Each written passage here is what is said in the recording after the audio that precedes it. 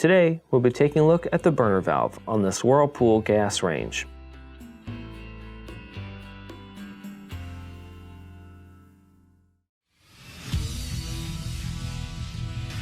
Be sure to visit ApplianceVideo.com, where you will find thousands of repair videos on the latest technology. And for a limited time, you can save big on an annual membership and take advantage of all of our premium benefits. ApplianceVideo.com. Do it right the first time. Stop. Before beginning any repair, always be sure to disconnect the power to the appliance. It is also recommended to test the outlet for the proper voltage. Remember to also turn off the gas. You will need the following tools to complete this repair. To begin, we'll start by removing the grates. One side just lifts straight up. The other one has some teeth, so it wouldn't have lifted up first, but now you can lift that one up and set it to the side.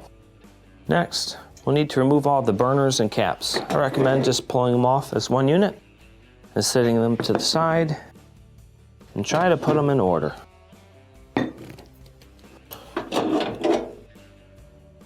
Next, we need to remove these 10 screws that are holding on the top.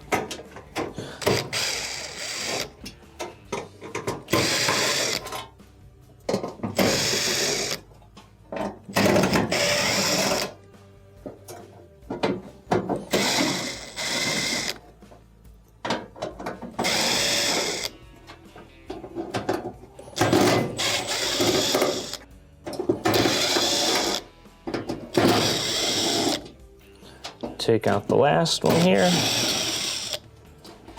and set them to the side.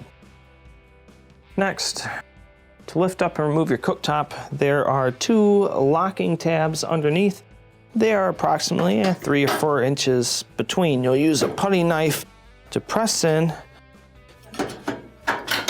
and separate it here. Then we'll want to lift up and press your burners down while we're lifting up. Go underneath and remove the wire from the strain reliever on the left-hand side here. Then let's push our wires through. We're going to put a towel on here, lift up and out on the cooktop, then let's swing it around and sit it on its side here. Now on the back side, we have 1 1/4-inch screw that's holding on this ground strap. We'll take this off.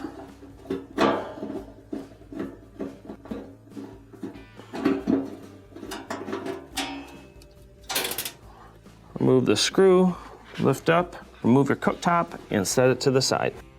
Next, we need to remove the manifold panel. To do so, let's go ahead and open our door and remove all of our knobs.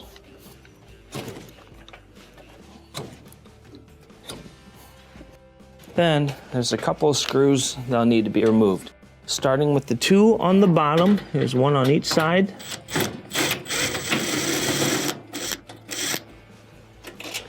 Take that one off. This one here.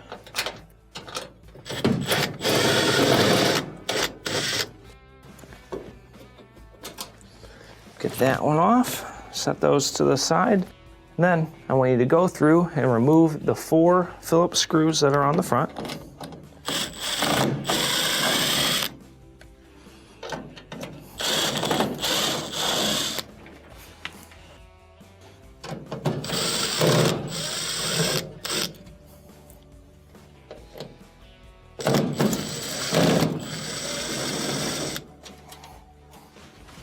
Then finally, let's remove the Phillips screws going across the top.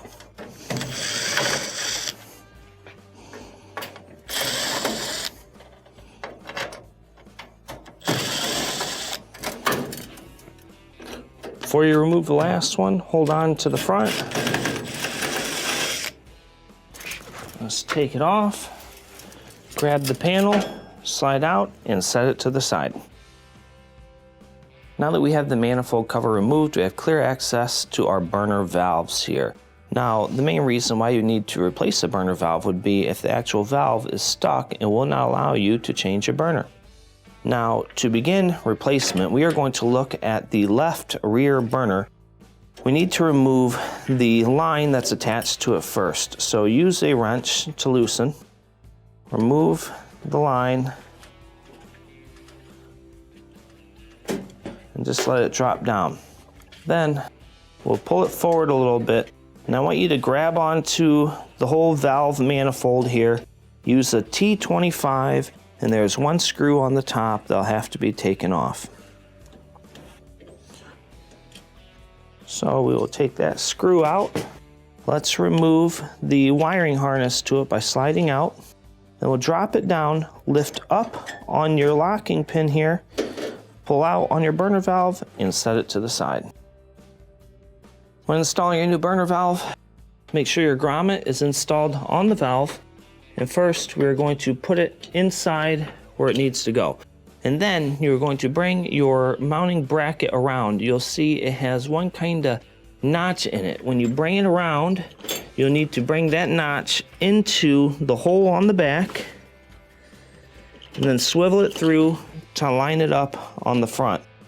And at this point, let's get the screw and start to put it in and make sure it goes in straight.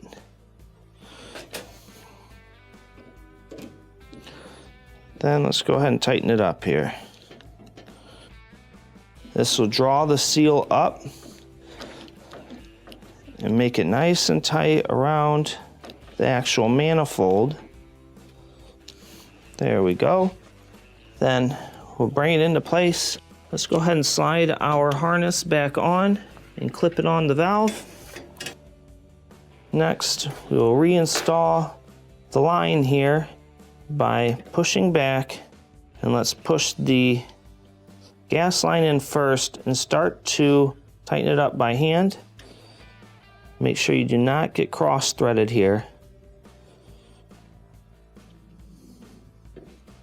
And then make sure your burner is mounted straight up.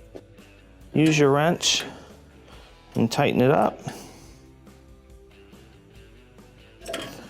Now we can reinstall the manifold panel.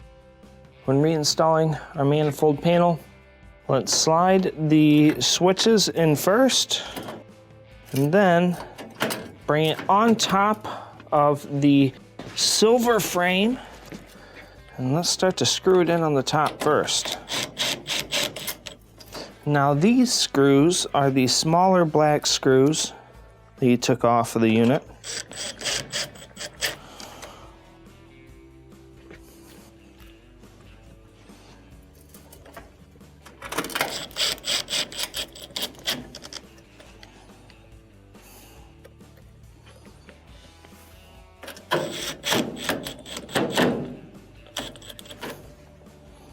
Then grab your silver screws, and we are going to reattach the manifold here.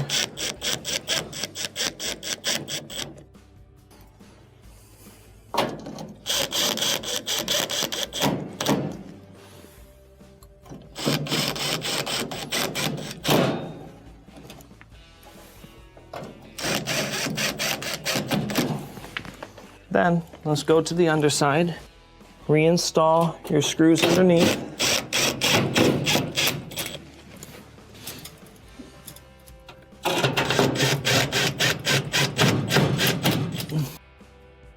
We'll reinstall our knobs, and each one of the knobs has a flat spot on it, so it can only go on one way.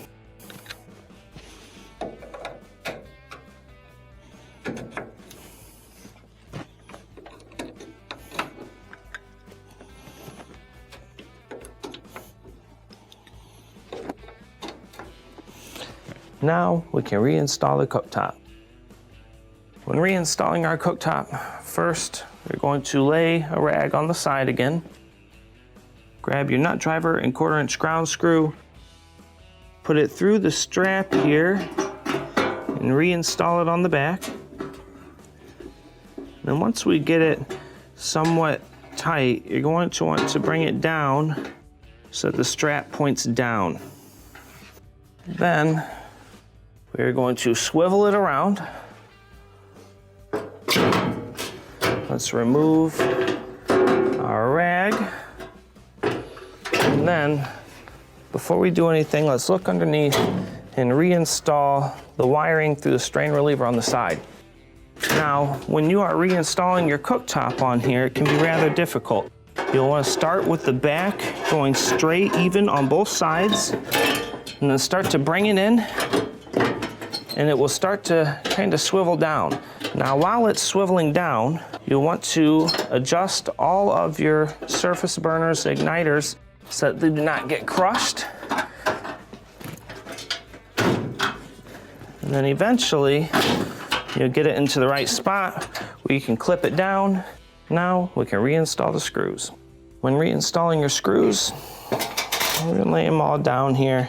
And we're gonna start with the hand screwdriver so that we do not strip anything out. And when you're doing this, make sure you pull up on the burner and just gently put the screw inside.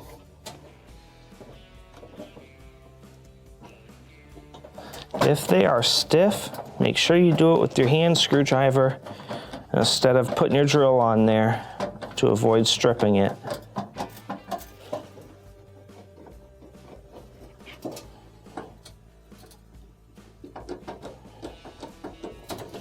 This one's a little stiff, so I'm going to finish it all the way down.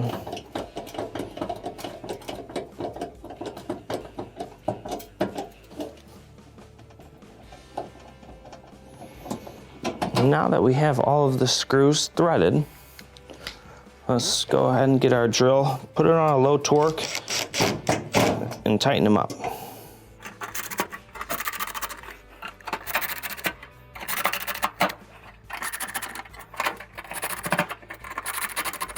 Now we can reinstall the caps and grates. When reinstalling your burners, of course we have a small burner on the top right, large burner on the bottom right, the middle burner, and make sure you do not damage the spark electrodes when you are installing your burners. The left bottom, we have one of the large burners, and of course a medium burner on the left back. Now we can reinstall the grates.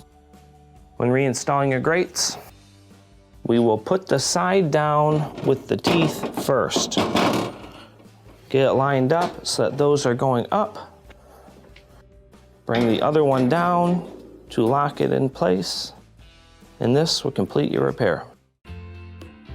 Thank you for watching another quality video from ApplianceVideo.com.